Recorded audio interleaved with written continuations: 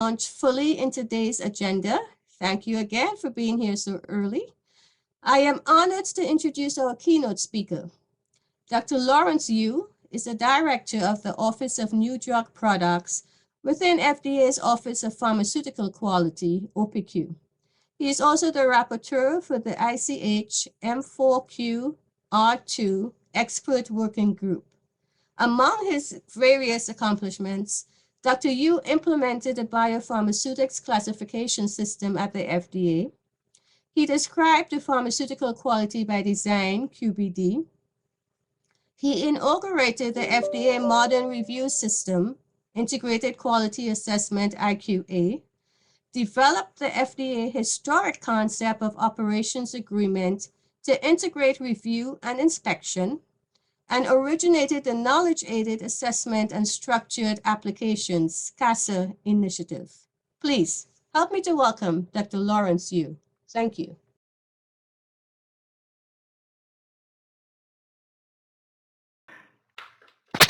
Thank you for the introduction. Good morning or good afternoon, everyone. Welcome to the FDA DMF workshop. I'm Lawrence Yu, Director, Office of New Drug Products, FDA. At the last year's DMF workshop, I described the FDA's pharmaceutical quality journey from process and technology, quality by design, to integrated quality assessment, concept of operation for facility evaluation, inspection, and knowledge-aided assessment in the structure application. In today's remarks, I will introduce a new paradigm of the future, cloud-based regulatory submission and assessment. A quality product of any kind consistently meets the expectations of the user. Drugs are no different. Patients expect safe and effective medicine with every dose they take. Pharmaceutical quality is assuring every dose is safe, effective, free of contamination and defects. It is what gives patients confidence in their next dose of medicine. When I joined the FDA 23 years ago, new drug applications were submitted using truckloaded of 4 binders with a paper documents. To be the first generic drug application to file, companies are physically stood in lines at the door of the FDA office building. With the issuing of ICH M4Q in 2002, across major regions of the world, industry and regulatory agencies started a submission based on a common technical document. Later, it was in electronic form of all ECTD. Typically, this is achieved through electronic gateway. There is no question that is significant improvement over the paper submission. Therefore, today's regulatory submission and review are absolutely an advanced version in the eye of 23 years ago. But today, in the world of digital age, this regulatory submission and review is outdated. First, submission is a static snapshot in time versus individual documents. Content update across individual interdependent documents is significant, open to error.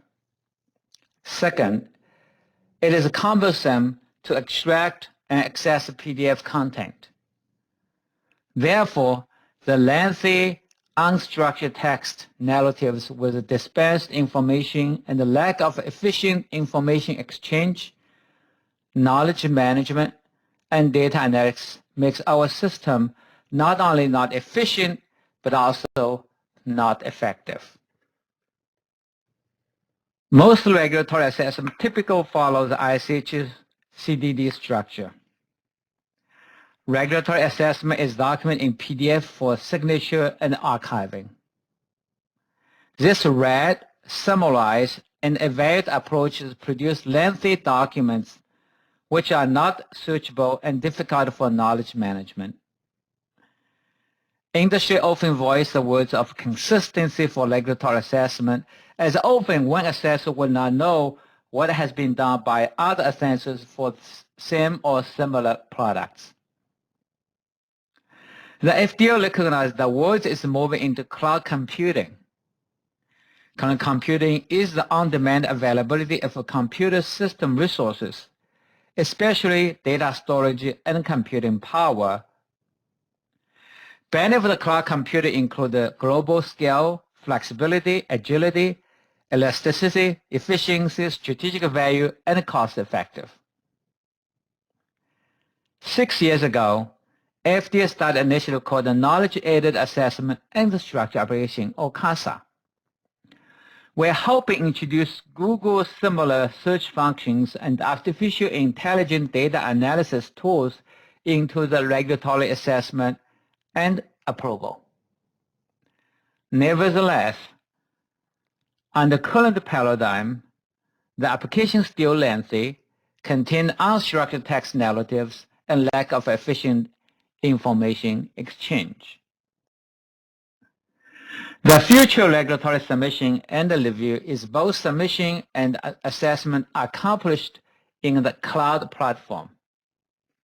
In the future, all data could reside in the cloud and be more readily exchanged between companies and regulators. Companies would inform the FDA once a product dossier is ready to assessment.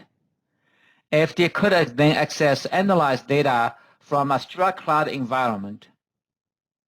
The use of a cloud-based solution for regulatory assessment submission would enable a dynamic and more fluid exchange of information between industry and regulators, speeding the response to the public health needs. To enhance efficiency, industry and regulators agencies needed to come together to align approaches for cloud-based data system that could support large data set submissions and facilitate coordinated global regulatory assessment that proceeded simultaneously instead of country by country or region by region. This cloud system will promote faster and more streamlined interactions between companies, regulators, and empower regulators to perform more sophisticated analysis across disparate studies, applications, and assessment. So the future is bright. Next question was how to get there. We believe it requires two major transformations. The first is regulatory assessment transformation, such as FDA's knowledge-aided assessment structure application, or something similar. Second is regulatory submission transformation, which include both leveraging of ICH M4Q CDER format and pharmaceutical quality electronic data standards. KASA is the FDA's quality initiative. It provided opportunity for modernization of regulatory assessment. When KASA was conceived in 2016, we essentially want to accomplish two functions. First, we want to introduce the search function into regulatory assessment. Second, we want to introduce artificial intelligence or data analysis into the regulatory assessment and submission. To accomplish these two goals, we need to have large structured data that could be stored and searched. Therefore, in 2016's OPQ KASA system was envisioned as a means of modernized FDA's assessment by taking advantage of structured data, advanced analytics, and knowledge management. Dr. Andrew Brown will provide more details in his presentation on KASA.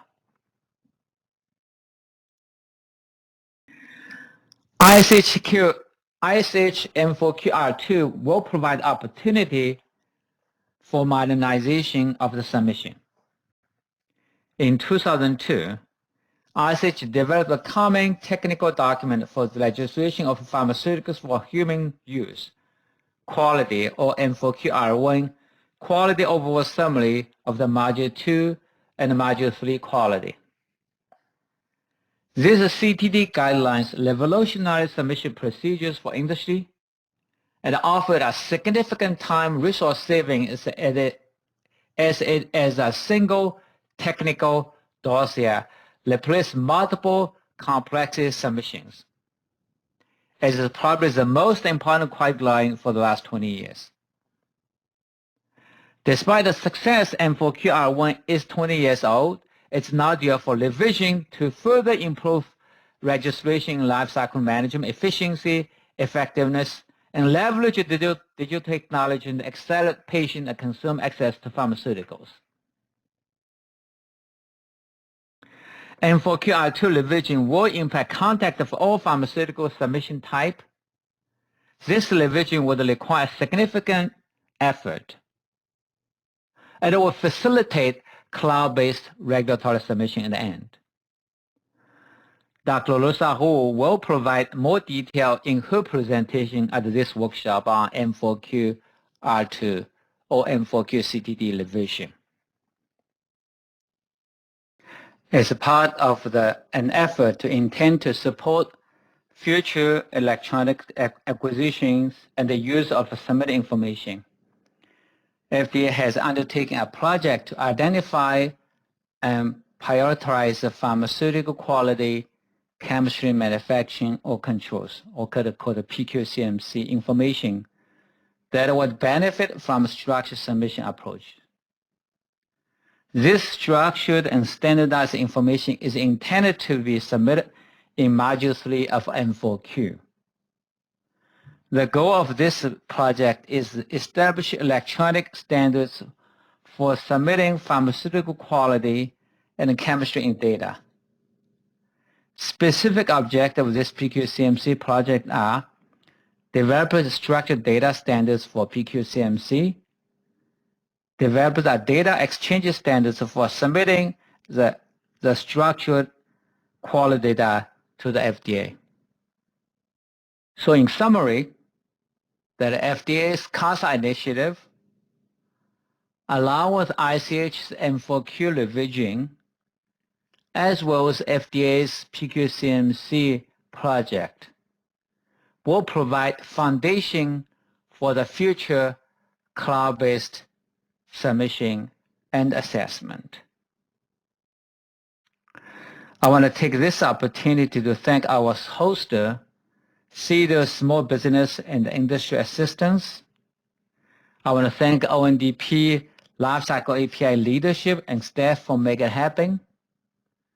This workshop will discuss DMF GDUFA 3 enhancements. Also will discuss a future state of DMF submissions and assessment. I'm sure that all of you will benefit from this workshop. I want to thank you for your attention.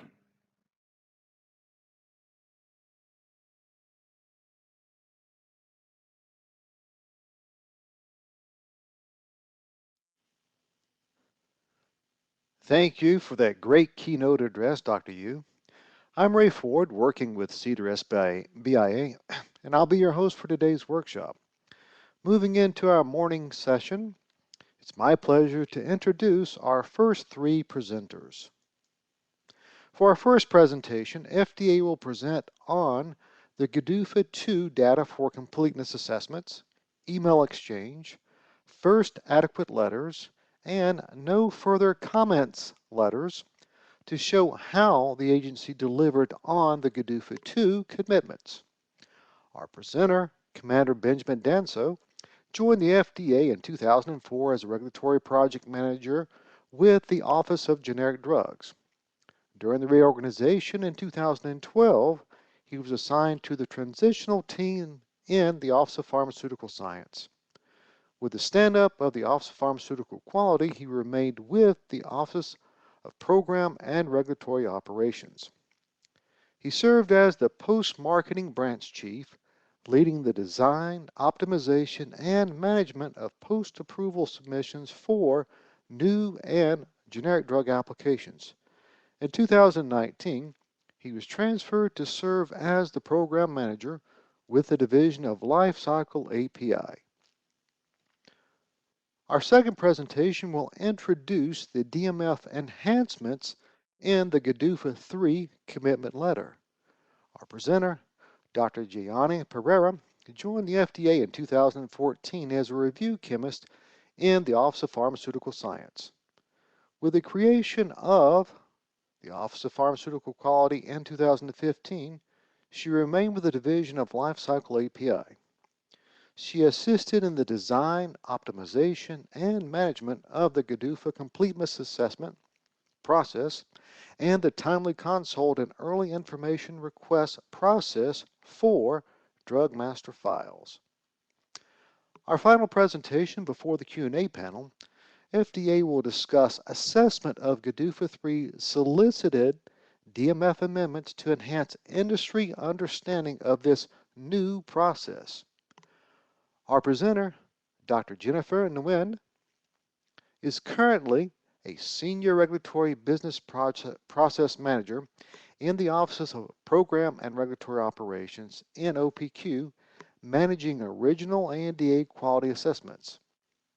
She previously held other responsibilities in OPRO, including Acting Quality Assessment Lead and Associate Director for Regulatory Affairs. Please join me in welcoming our first presenter, Commander Danso.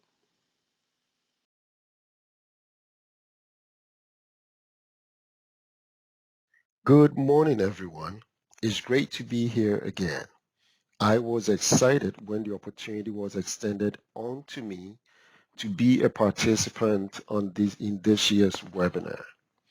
And I couldn't wait to come and present before you as we look to close our GDUFA 2 some key highlights of DMF performances that we were able to accomplish over the years. My name is Benjamin Danso, a commander with the United States Public Health Service, and one of the lead regulatory business project managers in the Office of Program and Regulatory Operations here in OPQ at the FDA. Now, before we continue on this journey on my presentation, I would like to proudly present to you our simple way of defining what a pharmaceutical quality is when it comes to OPQ.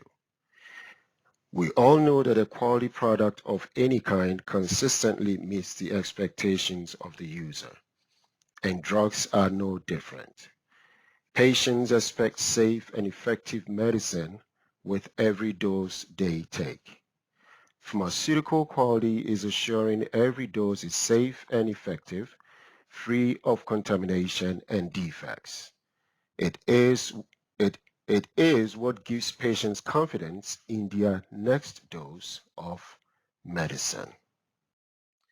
Now, I entreat you to come with me as we journey through some of the great accomplishments that were achieved under GDUFA 1 and GDUFA 2, particularly in the area of completeness assessment, first adequate letter, no further comments letter, and teleconference. Also, I would like to throw a little bit of light on the opportunities that await us as GDUFA 2 gives way whilst we say hooray and welcome to GDUFA 3. Areas to be considered are navigating and scoring big in the unsolicited amendment arena and the countless benefits of secure email. And oh yes, as always, we never communicate with our industry counterparts without sharing helpful resource links. So there are a couple of key highlights that we will go through in this presentation. But first, let's take a quick look at some historical data on the GDUFA 1 and GDUFA 2. As scientists and regulatory experts, we all know that data means a whole lot to us. And GDUFA 1 and GDUFA 2 carries with them no exception, because without data, we will not be able to happily pat ourselves in the back whilst we dance into GDUFA 3. So this slide shows how well and effective we have continued to build and make GDUFA 1 and GDUFA 2 a success in the last decade, or let's say 10 years, with focus on just completeness assessment and first cycle reviews. So still on historical data, and this time with a laser focus on subsequent cycle reviews. Right? The slide here can easily show that on subsequent cycles under GDUFA 2, the average first cycle completes are around 56%. And after 2 cycles, over 95% of these reviews are found to be complete. There is a lot to discuss when it comes to all the accomplishments that we were able to achieve under GDUFA 2. And I can literally stay on completeness assessment and will be able to continue to talk and talk about it. However, for the sake of time and in the interest as to why we are gathered here today, let's take a look at one more area under completeness assessment, and we will then shift gears to start now looking into our first adequate letters, numbers that we were able to touch in the area of no further comments, email exchange, and teleconference. So on the next slide, I am going to try to bring to the fore how well we did in one more area under completeness assessment. On this performance slide, initial completeness assessment review for 90% of Type 2 API DMFs were completed within 60 days of the date of DMF submission or a fee payment, which to me is an incredible milestone. Now let's quickly shift gears. Still in the area of highlights, let's talk about first adequate letter and no further comments letter. So the DMF first adequate letter by definition is once a DMF has undergone a full scientific review and has no open issues related to the review of the reference and under, FDA will issue a first adequate letter. And by definition, no further comment letters stands to say once a DMF has undergone a complete review and the under referencing the DMF has been approved or tentatively approved, FDA will issue a no further comments letter.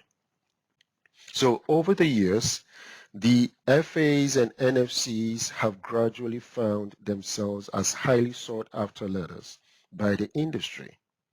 And we are happy to see that. So if for any reason you should realize that your FA or NFC is taking longer than usual to get to you, please don't hesitate to send us email to the DMF, OGD, and FDA. Sorry, the email address is dmfogd@fda.hhs.gov. And it will shock me if this is not like a common email that you all subscribe to. Okay, once we hear from you, we will certainly respond with a status or a possible timeline. Now let's continue to key in on teleconference, which we normally refer to as TCON. And this is when FDA grants and conduct a teleconference upon request by industry to clarify deficiencies in first cycle DMF deficiency letters only. And again, this is to first cycle DMF deficiencies only. The following numbers, which is presented to you here, show how, again, we have effectively use this route to enhance the review process. Okay, switching gears to email exchange.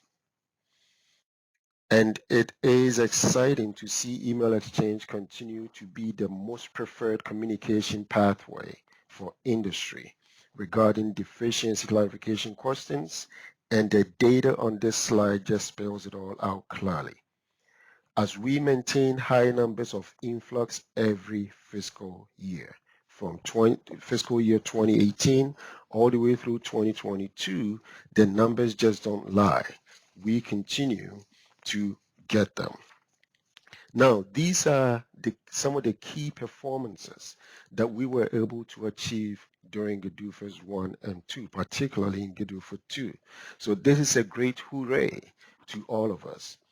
However, I hope you would agree with me that we will be kidding ourselves if we sit there and think that, there aren't there some opportunities that we can all take advantage of and benefit? So on that note, here are some opportunities that we can all benefit from. And you and I know that as we look to enhance our processes and the way of doing business is nothing but helping to better the American public and the world at large. So let's take a look at some areas of opportunities that we can build on. Okay. So just as we've done so well in making the previous two UFA commitments a success, there are also areas of opportunities that we can enhance in the area of how timely, okay, we can work on time. Timely we are with our unsolicited amendments. Okay, so please understand that poorly timed unsolicited amendments continue to adversely impact application timelines. It can result in goal date extensions or unnecessary CR letters to the DMF and applicant. Most unsolicited amendments do not need to be submitted at the time they are received. Communication between the applicant and DMF holder regarding the DMF submission and application timelines is the best solution when it comes to timely submission or navigating the unsolicited arena. So here are let me continue to give you some additional tips as to how to avoid unsolicited amendment issues. So DMF holders and applicants should share the following information in a timely way. You should plan to submit changes to the DMF, your key expected action dates and priorities for the referencing application, know the current status of your DMF or FA letter, NFC letters, real-time updates from the email provided here, and FDA can share DMF status information with authorized parties to the DMF. So if it is not clear whether an unsolicited DMF submission will impact an application timeline, do the following. Please reach out to your customers to get information on application timelines.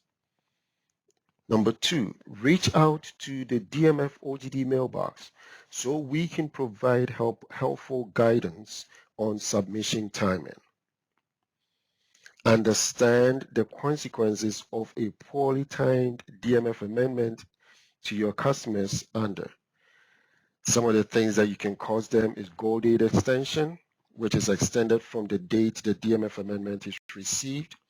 Also, the length of extension determined by nature of the amendment, i.e. it being major or minor, and potential loss of an exclusivity. They might end up forfeiting an exclusivity date. And there could almost always be withdrawal of a DMF amendment which will not restore an already extended goal date. So simply put, if you come in and you crash the door or you crash the party, Withdrawing the amendment will not change our mind once the clock is reset. Okay, so the most important communication issued by the FDA for DMFs are the deficiency communications. It is vital that the holder or the agent receive these communications so they can be processed and acted upon in a timely way. To ensure timely and consistent receipt of these and other official letters, please get a secure email, and I can't stress it enough. Please get a secure email. This is the preferred method of communication for all of our review-related letters. So please make sure you get a secure email. The way to get this is you contact the email provided in here, secureemail@fda.hhs.gov, and you will be amazed how quick this can be done. And before you know it, you are in receipt of every communication that comes through the FDA without wasting time.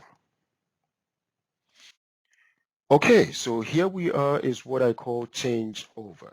And what do I mean by changeover? Changing over from GDUFA 2 to GDUFA 3.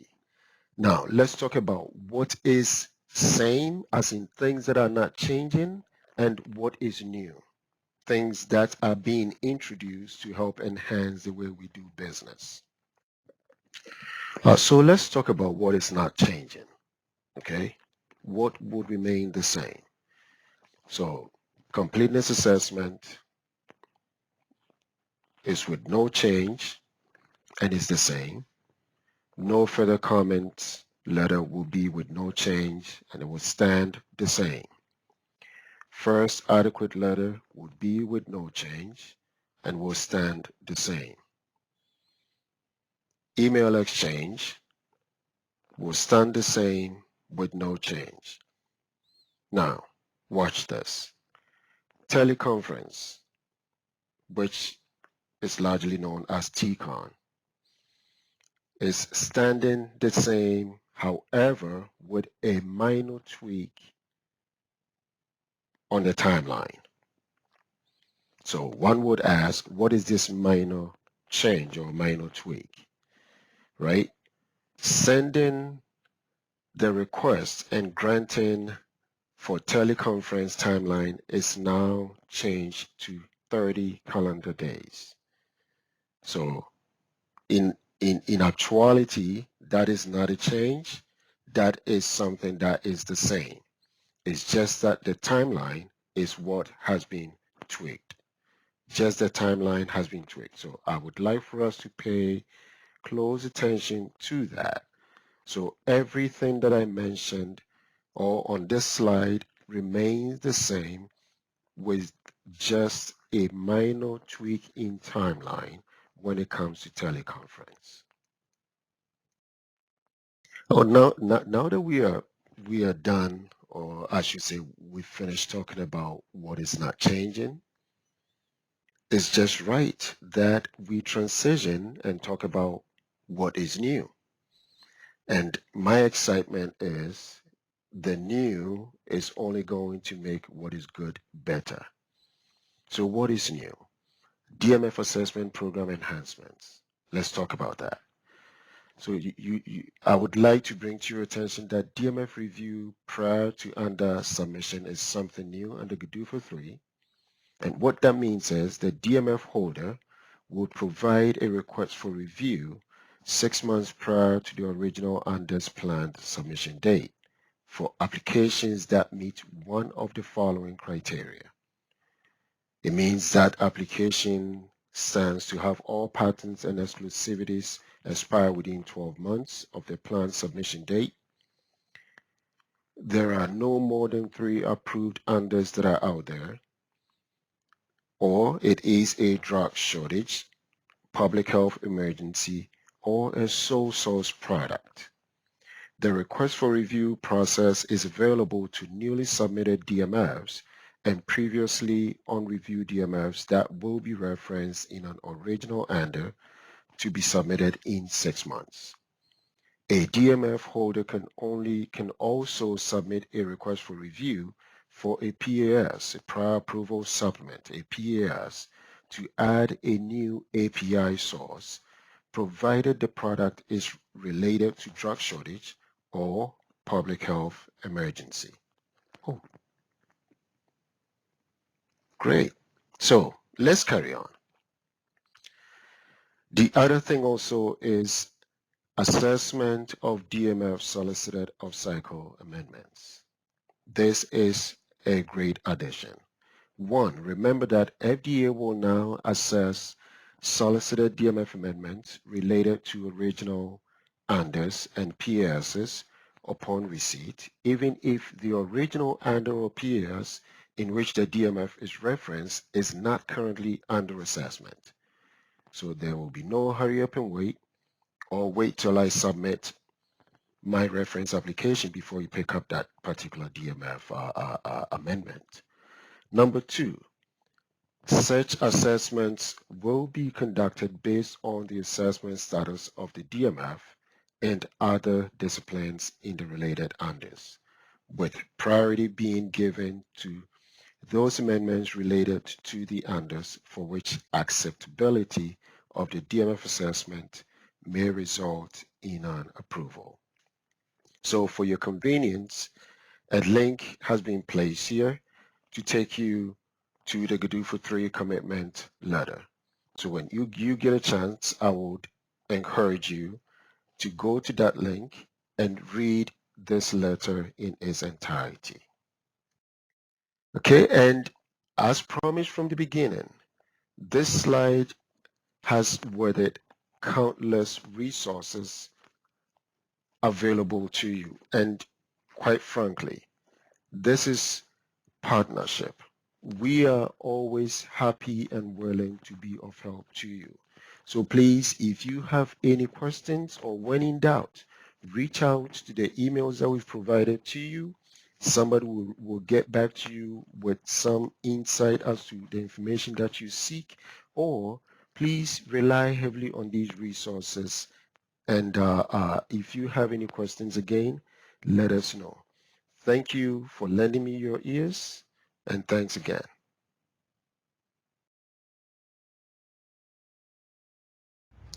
Good morning, everyone. Thank you, Ben, for sharing a summary of the GDUFA 2 performances and briefly introducing the DMF enhancements in the GDUFA 3 commitment letter.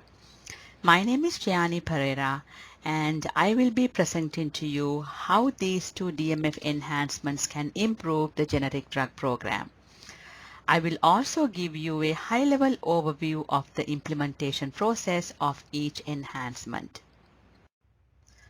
As Ben mentioned in his presentation, there are two new DMF enhancements in the GDUFA 3 commitment letter. Let me provide you a summary of what is included in the GDUFA 3 commitment letter. The first one allows you to have your DMF reviewed prior to the submission of an application that meet one of the criteria, such as all patents and exclusivities will expire within 12 months of the planned submission date. There are no more than 3 approved ANDAs, drug shortage, public health emergency, or sole source product. This process is available to newly submitted DMFs and previously unreviewed DMFs that will be referenced in an original ANDA. It is also available for a prior approval supplement to add a new API source. The other enhancement would allow us to review a solicited amendment, that is a response to a deficiency letter. This is when there is no open ANDA application. Under the solicited off-cycle enhancement, priority will be given to those amendments related to ANDAs for which acceptability of the DMF assessment may result in an approval. This will apply to both original ANDAs and prior approval supplements. We will go over both of these enhancements in detail in later presentations. A link to the GDUFA 3 commitment letter is added here. So what is the thinking behind the two GDUFA 3 enhancements? Both of these proposals are aimed at enhancing first cycle approvals and also to reduce the number of cycles to approval. This is to make the generic drugs available more quickly. Under GDUFA 1 and 2, DMFs were not picked up for review without a referencing marketing application. And for an ANDA to be approved, the DMF must be adequate. So the issue is only a small number of DMFs are found adequate after the first cycle of review. And almost half of the responses to deficiencies are not assessed as adequate. So in a way, the DMFs are causing an issue for application approvals. But we have a solution here. DMFs are unique since they are separate from the application. So this gives us an opportunity to evaluate the DMF outside of an application. So we can do prior assessments of original DMFs and solicited amendment of cycle reviews to get the DMF to an adequate status more quickly. This should improve the number of first cycle application approvals and also to reduce the total number of application cycles and time to approval. Both of the two new DMF enhancements are targeted enhancements. Under prior assessment enhancement, we anticipate about 80 to 100 original DMFs might be qualified each year. Under the solicited off-cycle enhancement, about 50% of the solicited off-cycle amendments will be picked up for review. I will go the solicited off-cycle process very briefly since the details of this process and how things are triaged will be the topic of the next presentation by Jennifer Nguyen. When a solicited amendment is submitted, we triage the amendment and then we assess the DMF amendment off-cycle by a set DMF review target date. When a response to a deficiency letter is submitted, please send a notification to the DMF OGD mailbox. This is critical since without a notification, we don't know when a solicited amendment is submitted. Let's now go over the prior assessment implementation process.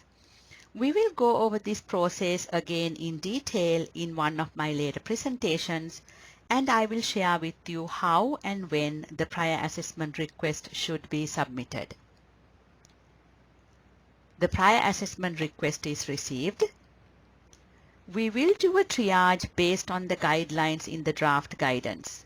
Review of drug master files in advance of certain ANDA submissions under GDUFA. A link to the draft guidance is added at the end of this presentation. Later you will hear detailed presentations on the triage process from me and my colleague Ian Margand. If basic information is missing from your request, part of our process is we give you a chance to fix the request by issuing a 5-day information request, an IR. As Ben mentioned, you need to get a secure email address if you would like us to send you the IR. We cannot send the IR via a fax or regular mail due to the short turnaround of these IRs. After the triage is complete, we either grant or deny the request. If granted, we send the grant letter to the requester with the date when the review will be completed, and we assign the DMF for review. The review is conducted to meet the date indicated in the grant letter. If there are any deficiencies, they will be communicated to you in an IR letter. So you are receiving this IR about 4 to 5 months earlier than you would under GDUFA 2 process. So this is a significant enhancement. If the prior assessment request is denied, a deny letter is sent to the requester. As in the solicited off-cycle process, a notification to the DMF or GD mailbox is important here. So please send the notification to the mailbox when you submit a prior assessment request. So this notification ensures timely processing. Let's take a look at the rest of the GDUFA 3 presentations. In the next presentation, Jennifer Nguyen will go over solicited off-cycle triage process in detail. Then Erin Skoda will present benefits of GDUFA 3 DMF prior assessments and explain key elements of the associated guidance.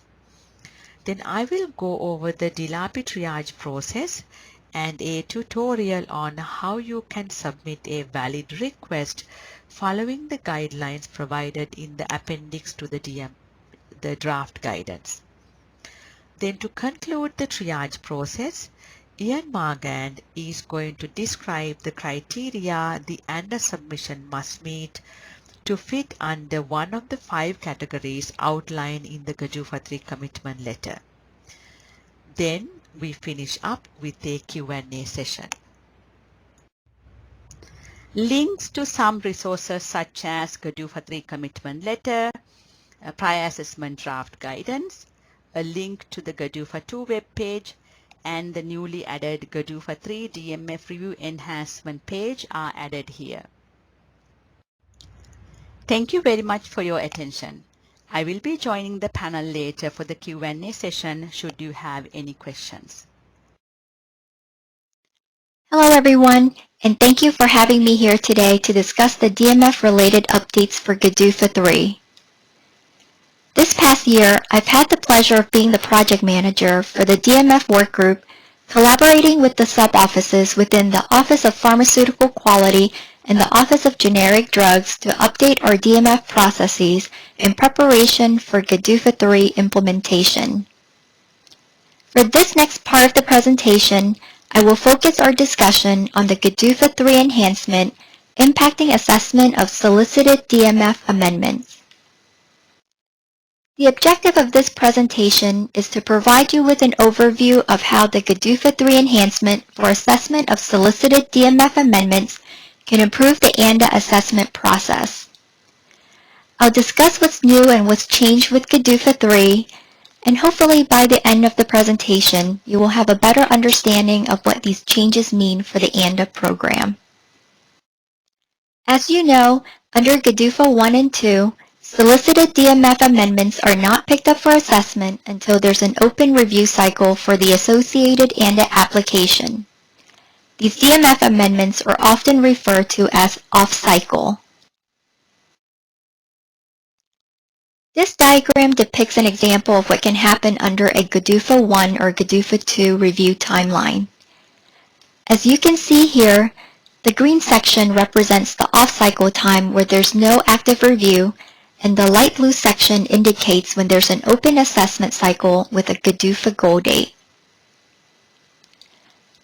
Oftentimes, the solicited amendment responding to DMF deficiencies is submitted well before the associated application is resubmitted, but the process under GDUFA 1 and 2 doesn't include any review activity during the off-cycle time. These DMF amendments would not be assessed until the associated ANDA application starts a new review cycle, and the DMF would then be assessed concurrently with the application. This approach typically only allows for one round of assessment of the DMF prior to the FDA taking action on the application. We know that in order for an ANDA application to be approved within the GDUFA clock, the DMF must be found adequate. The problem is, only a small percentage of original DMFs, approximately 4% in 2021, are found adequate after the first cycle of review. Additionally, almost half of the responses to DMF deficiencies, approximately 44% last year, are not assessed as adequate, leading to multiple assessment cycles for the ANDA due to inadequate DMF. So what is the solution? Let's take a look at the changes with GDUFA 3. In the GDUFA 3 commitment letter, it states that FDA will assess solicited DMF amendments related to original ANDAs or PASs upon receipt even if the original ANDA or PAS in which the DMF is referenced is not currently under assessment. What this program enhancement seeks to do is to leverage the off-cycle time by assessing the solicited DMF amendments upon submission rather than waiting for an assessment cycle to open. The commitment letter also states that such assessments will be conducted based on the assessment status of the DMF and other disciplines in the related ANDAs, with priority being given to those amendments related to ANDAs for which acceptability of the DMF assessment may result in an approval. Since resources at FDA are limited, the approach is targeted with priority being given to solicited DMF amendments associated with ANDAs with a high likelihood of an approval on the next cycle. Under GDUFA 3, we now have an opportunity to do earlier assessment to get the reference DMF to an adequate status sooner.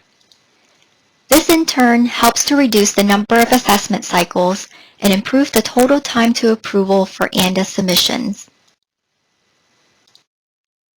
Let's now take a look at the same timeline example I previously presented, but with the new GDUFA 3 solicited DMF amendment process implemented. Please note that this process is effective for responses to a DMF complete response or DMF deficiency letter submitted on or after October 1st, 2022. So here the same solicited DMF amendment is submitted, but FDA will now triage and prioritize the amendment upon submission. The trigger for FDA to start the triage process is when we receive the notification of response in the DMF OGD mailbox, so it is important for you to remember this step. If the DMF amendment is prioritized to be assessed off-cycle, the hope is that the DMF will be found adequate by the time the ANDA application opens up a review cycle. However, at the conclusion of the DMF assessment, any remaining deficiencies will be issued via an information request to the DMF holder. These DMF information requests will typically have a due date of 30 days. However, for very minor issues, the assessment team has the discretion to request a shorter due date. Once the ANDA application opens up a review cycle, and if the DMF holder responds to the information request in a timely manner, this approach will allow for another round of DMF assessment prior to the FDA taking action on the application. With this change in process for GDUFA 3, FDA is able to better utilize the off-cycle time to work towards getting the DMF to an adequate state. Please note that the GDUFA 3 enhancement for solicited DMF amendments is only applicable to the product quality drug substance assessment and its associated consults. It does not apply to the microbiology assessment discipline, since microbiology assessment cannot be performed outside the context of an open application cycle. If there is more than one associated referencing application, then each application will be considered to determine the priority for the solicited DMF amendment. Please keep in mind that this enhancement also only applies to drug master files. If the drug substance information is in the application itself, there is no mechanism for that information to be submitted separately to take advantage of an earlier assessment off-cycle. Also, solicited amendments for secondary DMFs received off-cycle are not evaluated on their own for off-cycle assessments, but will be assessed when the primary DMF is assigned for a review. Once a solicited DMF amendment is assigned for assessment off-cycle, we will inform you of the DMF review target date, or DTD, via email. An email will be sent to the email address from which the notification of response was received in the DMF OGD mailbox. I provided here an example of the email communication that you may receive from the DMF team. And as always, you can get a status update on the DMF by sending a query to the DMF OGD mailbox. An additional point to make is that if an associated referencing application opens a new assessment cycle with a goal date requiring an earlier DTD, then the FDA will adjust the DTD to the earlier date. However, if an associated referencing application opens a new assessment cycle with a goal date that would result in a later DTD, then the DMF amendment will retain the current DTD as assigned. Again, this approach aligns with the commitment in GDUFA 3 to get the DMF to an adequate state sooner. One of the ways that you can help to facilitate the completion of the DMF assessment is to limit the submission of unsolicited amendments to the DMF while it is under review. If an unsolicited amendment is submitted to the DMF after the solicited amendment has been assigned a DTD, the date may be adjusted so that the unsolicited information can be incorporated in the same assessment. The FDA will determine if the DTD needs to be extended based on the timing and complexity of the unsolicited information. The last point I would like to share with you is that if any solicited DMF amendment is deferred for assessment for an open ANDA review cycle, it will also be automatically assessed for a priority under this process. For example, if a subsequent solicited DMF amendment is submitted late during an open ANDA assessment cycle, we may defer the DMF amendment to the next cycle if the application is otherwise ready for a complete response letter. However, under GDUFA 3, we will treat these deferred DMF amendments as if it were an off-cycle amendment to determine its priority and if it will be assigned for assessment off-cycle. And this concludes my part of the presentation. Thank you for your time and attention. I will return to answer your questions during the Q&A panel.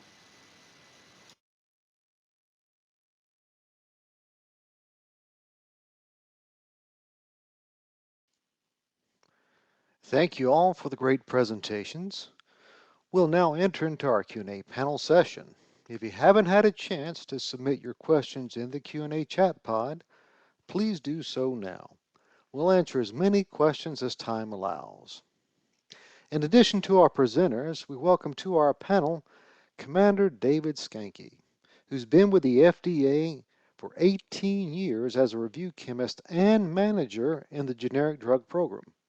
He is currently the director of the Division of Lifecycle API in the Office of Pharmaceutical Quality and has served in this position for the last 8 years.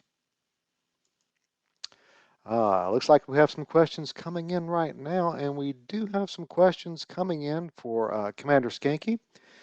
And here is the first question for Commander Skanke.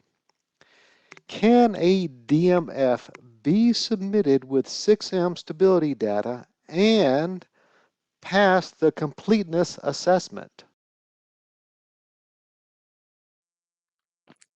Yes, thank you for that question.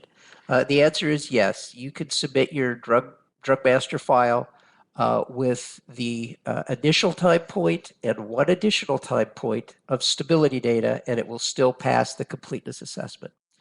You may need more stability data when it undergoes its technical review, but the technical review is usually performed many months after submission of the DMF. So there's usually plenty of time to get the additional stability data into the DMF before it actually comes up for a full review.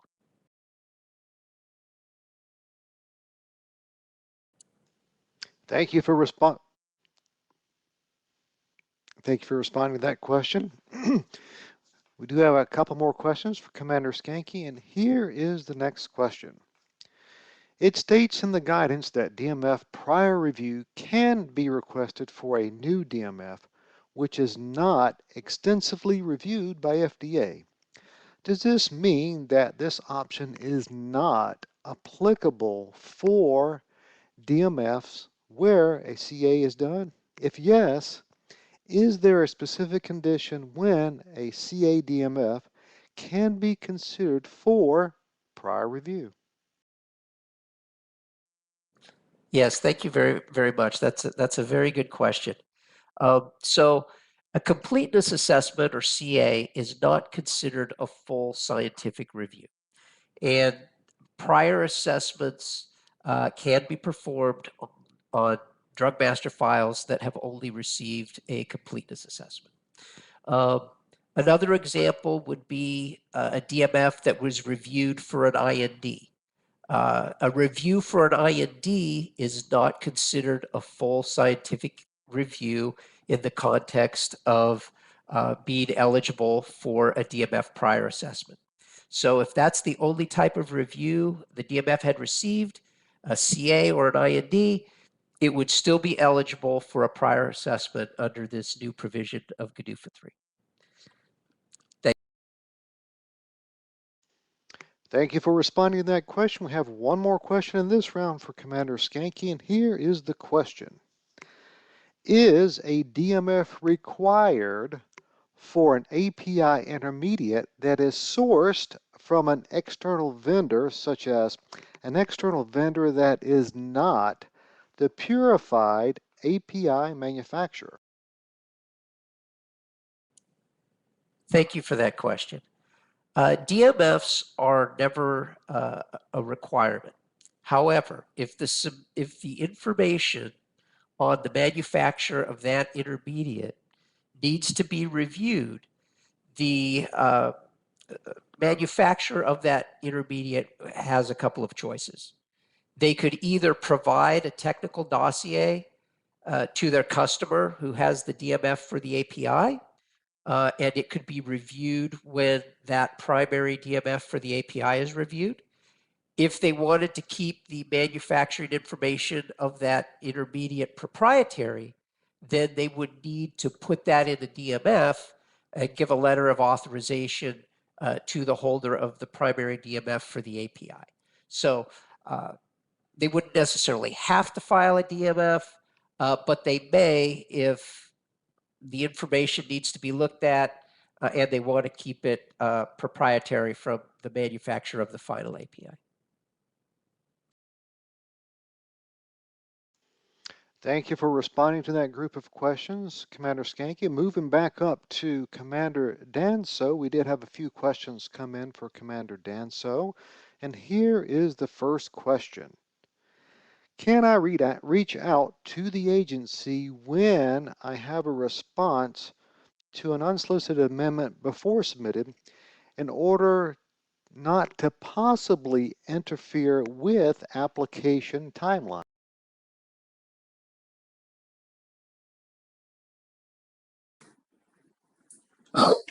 Thank you for that question. When in doubt, I would say it's always okay to reach out and ask your questions. And definitely somebody in our group will reach out to you to help guide your path. So I would say yes on that one. And I think the understanding here is well recognized that DMF holders do have multiple clientele that they service. So I would say yes to that. Thank you. Thank you for responding to that question. And have a couple more questions for Commander Danso. And here is the next question. Would the extended goal date reset if I withdraw an unsolicited amendment? Thank you for the question. And the answer to that is very simple and is no. Once the date is extended, it will stand as called. Thank you. Thank you for responding to that question. We do have one more question that came in for Commander Danso, and here's the question. My company's email system is well secured. Do I still need to set up a secure email with the agency? And thank you for that question. And the resounding answer is yes. Because that's the only way we can have you on our file in our database to, qualify your email as secured. So please do so, yes. Thank you.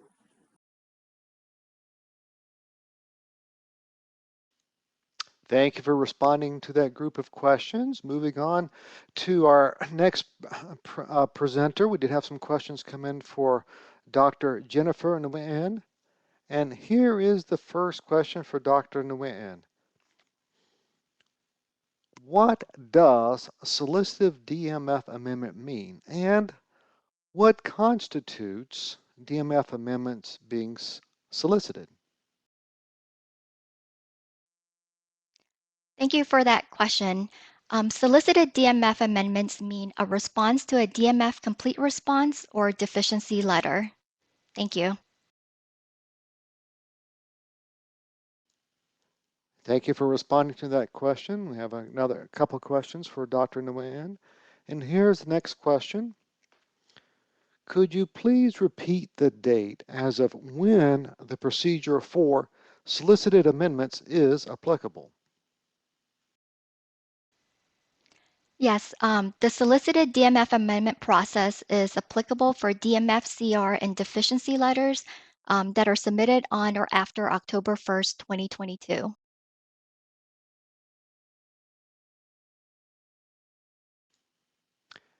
Thank you for responding to that question. We have a couple more questions for Dr. Nguyen, and here is the next question. What is a DTD? The DTD stands for DMF Review Target Date. It is the due date for the DMF assessment once it is assigned.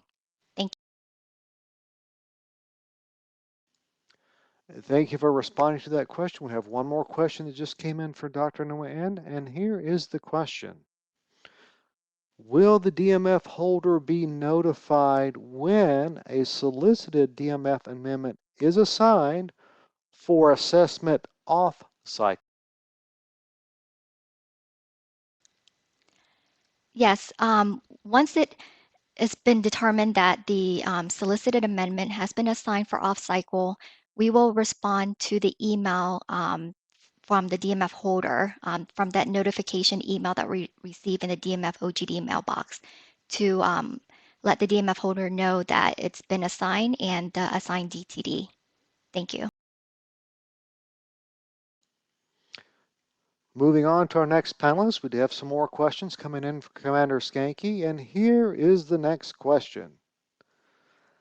Does FDA have fixed timelines to complete prior assessment of DMF? Yes, another very good question. So in the request that the DMF holder makes, when they're asking for a prior assessment, they will be one of the items that they will be asked to provide is what is the date, the planned date that the application submission will come in. And we will use that date as our target date for completing the review and issuing an IR to you. So in a sense, the requester sets the timeline when they submit their request to us.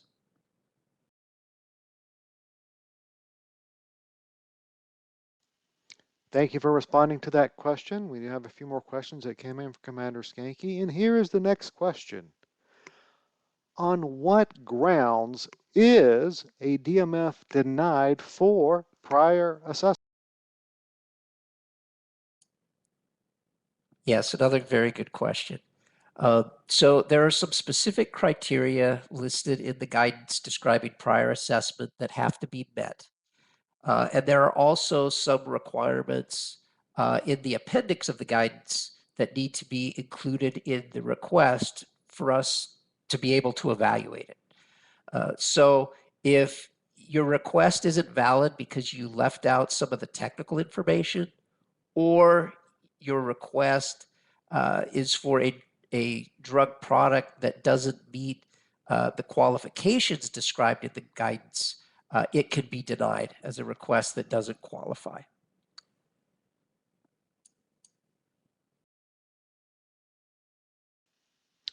Thank you for responding to that question. We do have another couple of questions for Commander Skanke, and here is the next question. What would be the timeline to respond to an IR received during a DMF prior review? Very good question. When we issue the IR, our default timeline is typically 30 days. It can be adjusted by the RBPM if there's a reason, but the standard timeline for that IR will be 30 days. Thank you for responding to that question. We do have one more question that just came in for Commander Skanke, and here is the question. In the denial letter for DMF prior assessment, will the reason for denial be explained and mentioned? So the template for the denial letter does not include the details, but rather has a general statement that it does not meet the criteria for assessment. So the answer is no, it does not include the specific information for the denial other than that what you provided as your rationale did not qualify. Thank you for responding to that group of questions. Moving back up to the beginning of our presenters, we did have a question that came in for Commander Benjamin Danso, and here is the question for Commander Danso. My company is only in office 1 day per week. How do we request all notices to be sent via email only and not use USPS? Thank you for that question, and that is a good one. I like it very much. It's very simple. Just go through the process of acquiring secure email with the agency. And once that is done, I would say a higher percentage of all our communications between the agency and your firm will come to you through email. Thank you. Thank you for responding to that question. We do have another question that just came in for Commander Danso, and here is the question. Submitting additional data with the responses to the first CRL for a DMF that are not directly related to the questions received. Would these be considered as unsolicited data and therefore an unsolicited amendment? Thank you for that question. So any question that comes in after we receive your response to a CRO will be considered as unsolicited amendment. So this will be a good area where communicating with the agency will be a great tool to use so you don't, cause hindrance in any review timelines. Thank you.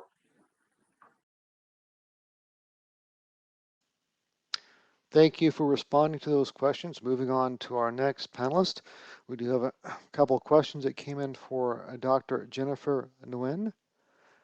And here is the question for Dr. Nguyen. The obligation to notify by email to DMF OGD that a solicited amendment has been submitted is part of the new solicited amendment review process. Could you please confirm this? Thank you for the question. Yes, it is important for you to remember to notify us when you submit your response, just to avoid any delays in triaging your DMF amendment. Thank you for responding to that question. We do have a few more questions for Dr. Nguyen, and here is the next question. Once a solicited DMF amendment is assigned for assessment off-cycle, can the DTD indicated in the email ever be changed? Yes, so there are a couple of circumstances that can change the DTD. First, if a referencing application opens a review cycle, if it would require an earlier DTD to meet the goal date, then the DTD would be moved to that earlier date. But just note that a newly opened application review cycle will not cause a change in DTD to a later date, even if it's indicated by the goal date. Also, the DTD may be extended if an unsolicited amendment is submitted to the DMF after the solicited amendment has been assigned a DTD. Thank you. Thank you for responding to that question, Dr. Nguyen. We do have a couple more questions, and here is the next question. Will the DMF holder be notified if there is a change in DTD? No, the DMF holder will not be notified when there's a change in DTD, but you can always send a query to the DMF OGD mailbox to check on the status of your DMF. Thank you for responding to that question. We have one question that just came in for Dr. Nguyen, and here is the question. What happens if we forget to send a notification to the DMF OGD mailbox when we submit the solicited DMF amendment? As I mentioned earlier, it's really important for you to remember this step because that really is the trigger for us to start triaging that DMF amendment. Thank you.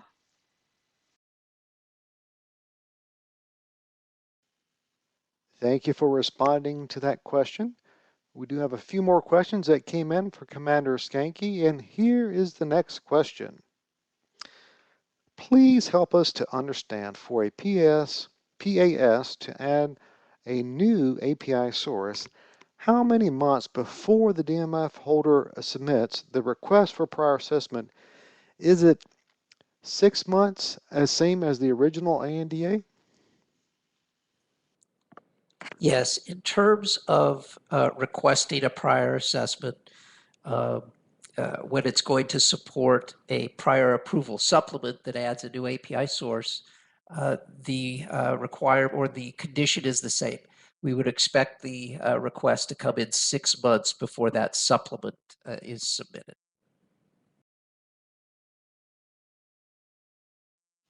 Thank you for responding to them. We got a few more questions that just came in for Commander Skanke, and here's the next question. How does the prior assessment affect references to NDA authorized users if the process is requested in relation to an ANDA authorized user?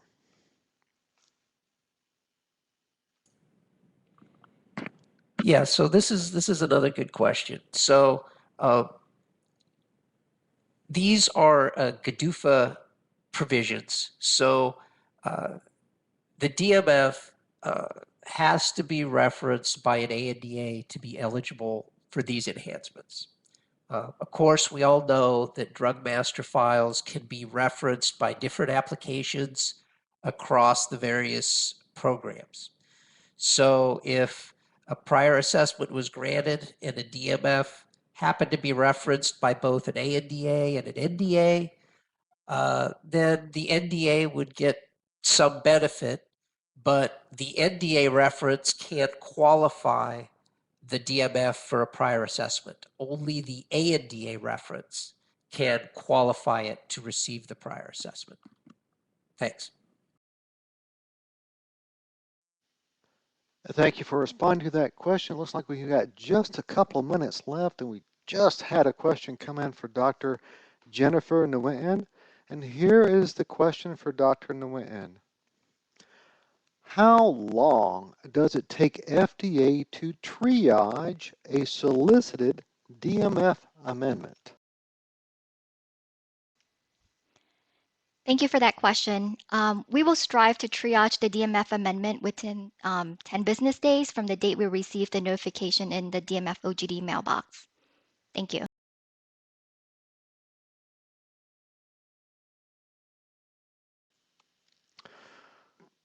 All right, well, thank you to all of our panelists for answering all of the questions that came in and for the great presentations.